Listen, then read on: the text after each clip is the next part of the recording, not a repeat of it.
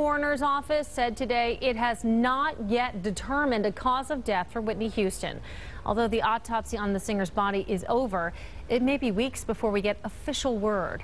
The shock and grief over Whitney Houston's sudden passing will last much longer. Whitney's spirit filled the hall at last night's Grammy Awards. Here's ABC's Diana Alvear with the latest.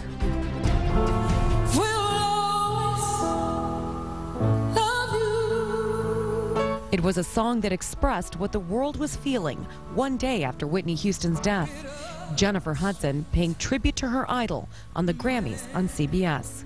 Houston's sudden passing has been too much for those closest to her. Her daughter, Bobby Christina, rushed to the hospital twice on Sunday, suffering from anxiety and stress.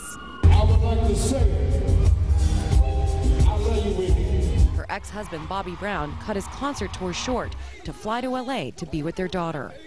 Houston's autopsy is complete but won't be released until toxicology tests come back. Until we run a tox and see the level and what's in the system, we're not going to speculate. Investigators are questioning members of Houston's entourage to learn more about what happened in her last hours. And a search of her hotel room turned up various bottles of prescription pills. Houston reportedly spent the previous days partying heavily. The frustrating part was getting into fights with people, not physical fights, but verbal fights. Early Friday morning, Houston performed an impromptu duet with Grammy nominee Kelly Price.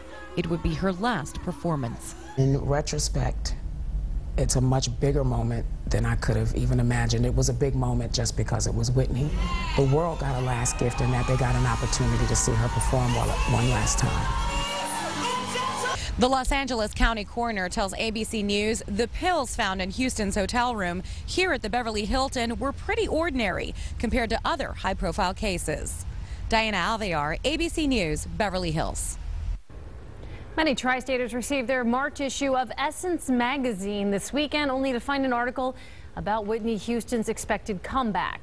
The singer and actress had just wrapped filming in November for the movie Sparkle. It's a remake of the 1970s cult classic she was executive producing. Ironically, the movie was supposed to star late singer Aaliyah before she died in 2001, so it was shelved until Jordan Sparks replaced her role.